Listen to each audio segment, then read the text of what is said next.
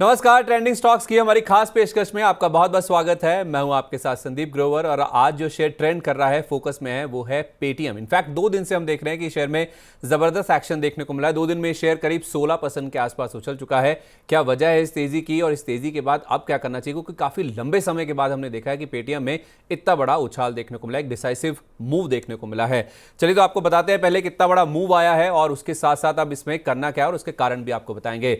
आज के सेशन की बात करें तो 10% तक का जो अपमूव है वो इसने इंटरडे बेसिस पे स्टॉक ने दिखाया है और 2 दिन से इनफैक्ट इसमें रैली देखने को मिली है। शुक्रवार को शुरू होगी थी ये रैली और 16% का जो अपमूव है वो 2 दिन में शेयर में देखने को मिल चुका है।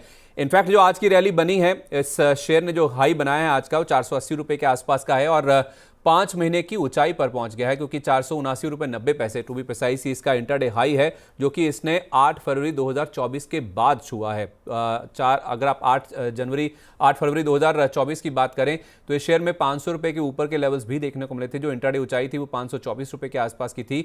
तो उसके बाद पहली बार हमने देखा है कि शेयर में जो 470 का लेवल है वो पार होता हुआ दिखा है। 6 महीने में अगर आप देखेंगे तो इस शेयर में करीब 31% और 1 साल में करीब 42% की जो गिरावट है वो देखने को मिल चुकी, क्योंकि इस साल का हाई अगर आप देखेंगे तो वो 20 जनवरी को इसने हाई छुआ था 778 रुपए का और जो 52 वीक हाई है शेयर का वो 998 रुपए 30 पैसे का था। वो 20 अक्टूबर 2023 को छुआ गया था। तो हाई जो छुआ गया था वहां से तो काफी नीचे है, लेकिन इस साल भी अगर आप देखेंगे जो इस साल का हाई था 778 रुपए के आसपास का, वहां से शेयर में करीब 31% के आसपास की गिरावट देखने को मिल चुकी है। तो ये आज का जो मूव आया या 2 दिन का मूव आया उसके बाद भी आप देखेंगे तो 30-31% के आसपास इस साल शेयर में आपको फिर भी गिरावट ही नजर आएगी।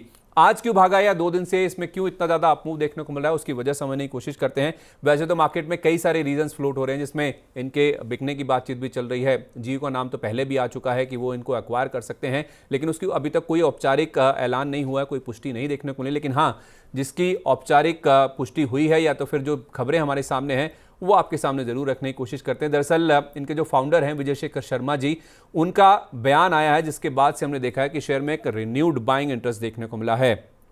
JIIF के एनुअल इनोवेशन कॉन्क्लेव में उनकी ओर से ये घोषणा होती हुई दिखी है। JIIF यानी कि जीतो incubation and innovation foundation, Delhi में वो कल बोल रहे थे और उनके जो बयान आए हैं उससे कहीं ना कहीं मार्केट में हमने देखा है कि उत्साह बनता हुआ दिखा है।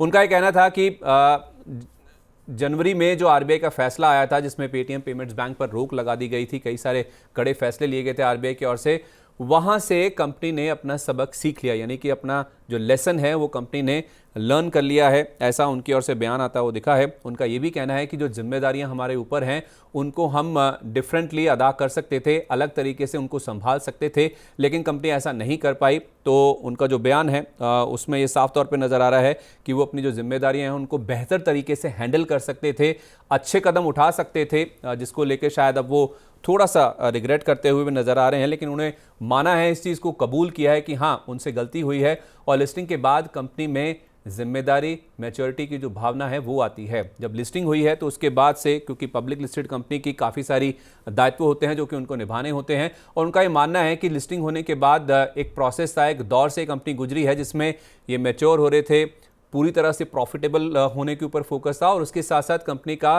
फ्री कैश फ्लो के ऊपर भी पूरी तरह से फोकस था। तो ये जो फोकस करते करते हो सकता है कि कुछ गलतियां इनसे हुई हैं, कुछ चीज़ें हैं जो रिस्पॉन्सिबिलिटीज इनको अच्छे तरीके से निभानी थी वो शायद ये नहीं निभा पाए हैं। और वैसे भी ये कह रहे हैं कि पेशेवर स्तर पर यानी कि प्रोफेशनल लेवल पर भी देखा जाए तो हमें बेहतर प्रदर्शन करना था, इसमें कोई भी दो राय नहीं है, इसमें कोई सीक्रेट नहीं है। लेकिन हाँ, उनका ये भी कहना है कि हमारे पास जिम्मेदारियां थी, हमें उन्हें बेहतर ढंग से पूरा करना चाहिए था। तो कहीं ना कहीं एक रिग्रेट की फीलिंग जरूर उनके मन में आती हुई दिख रही है। 5 महीने हो चुके हैं जब से RBI का फैसला आया, उसके बाद पहली बार हमने देखा है कि काफ़ी खुलकर उनकी ओर से जो बयान है वो आता हुआ दिखा है और उसमें ये एक तरह से कह सकते हैं उनका कबूलनामा है, जिसमें वो मान रहे हैं कि उनसे गलतियां हुई हैं। और खास तौर पे अगर आप टेक्नोलॉजी कंपनी के रूप में देखें, जो उनकी ओर से बयान आता हुआ दिखा है वो तो और भी थोड़ा समझने लायक है कि टेक्नोलॉजी कंपनी के रूप में हमें जो सबक सीखने थे उन पर हम खरे नहीं उतरे। यानी कि उन्होंने ये भी इंडिकेट करने की कोशिश करी है कि जिस तरह की रेगुलेटरी रिस्पॉन्सिबिलिटीज़ उनके ऊपर थी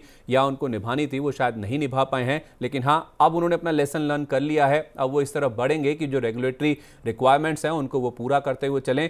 और सबसे अहम बात और सबसे अच्छी बात जो उन्होंने कही वो ये है कि अब हम कह सकते हैं कि हम पहले से कहीं बेटर है। यानी कि कंपनी ने अपने लेसन लर्न कर लिया है, गलतियां सीख ली हैं, गलतियों से लेसन सीख लिया है और अब ये इस तरफ मूव करेंगे जिससे रेगुलेटर्स को भी कोई परेशानी नहीं होती हुई दिखेगी। तो अगर रेगुलेटर की ओर से कोई परेशानी या दिक्कत नहीं आएगी या कोई बड़ा फैसला या रोक नहीं आएगी तो जाहिर सी बात है फिर कंपनी का जो बिजनेस है वो पहले की तरह फिर से ग्रोथ पाथ पर लौटता हुआ नजर आएगा। और आखिरी बात, सबसे इंपॉर्टेंट बात है जो उन्होंने कही है वो ये कि समय के साथ जो चीज़ें हैं वो डिस्काउंटेड हो जाती हैं और सुलझ भी जाती हैं। ये जो लास्ट वर्ड उन्होंने बोला, जो लास्ट लाइन बोली है, ये मेरे हिसाब से अगर हम एनालिसिस के तौर पे देखें तो ये शायद काफ़ी अच्छी है। इससे कहीं ना कहीं मार्केट ये सेंस कर रहा है कि जो 5 महीने पहले आरबीआई की ओर से रोक लगाई गई थी, जो बयान आया था, आरबीआई का फैसला आया था, जो चाबुक चला था, शायद वो ओवरटर्न हो सकता है। शायद आरबीआई इसमें अब अपना जो रुख है वो बदल सकता है। ये जो सुलझ जाएगा या सुलझ जाती हैं चीज़ें, ये जो वर्ड है ये ऑप्टिमिज्म क्रिएट कर रहा है और उसी से हम देख रहे हैं कि शेयर में एक जो रिन्यूड बाइंग इंटरेस्ट है वो देखने को मिला है। 2 दिन में शेयर में करीब 16% के आसपास का अपमूव देखने को मिल चुका है। 5 महीने के बाद हमने देखा है कि शेयर में कोई इतनी बड़ी या फिर एक डिसाइसिव तेजी है वो स्टॉक में देखने को मिल रही है। करना क्या है, अब इतना बड़ा अपमूव आ चुका है, क्या इसमें अब इसमें खरीदारी करनी चाहिए क्योंकि बड़ी तेजी स्टॉक में बनती हुई दिखी है। तो हमने Lakshmi Shri investments and securities के head of research Anshul Jain ji से बातचीत करी। उनका ये कहना है, क्योंकि चार्ट अगर आप देखेंगे इंडिकेट कर भी रहा है कि काफ़ी समय के बाद एक बड़ा अपमूव आता हुआ दिखा है, तो उनका तो यही कहना है कि एक बार की इसमें मुनाफा वसूली कर लें, शायद वो बेहतर रणनीति होगी। उनका ये भी कहना है कि चार्ट पर नज़र आ रहा है कि शेयर 600 रुपये तक जा सकता है। जो उछाल है ये हो सकता है कि शेयर को 600 रुपये तक ले जाए, लेकिन इसमें आपको फ्रेश खरीदारी नहीं करनी है। इन्होंने साफ तौर पे बोला है कि जिनके पास है वो जरूर होल्ड कर सकते हैं इस उम्मीद में कि ये स्टॉक 600 रुपये तक चला जाएगा। उस केस में आपको 430 रुपये का स्टॉप लॉस लगा के रखना है।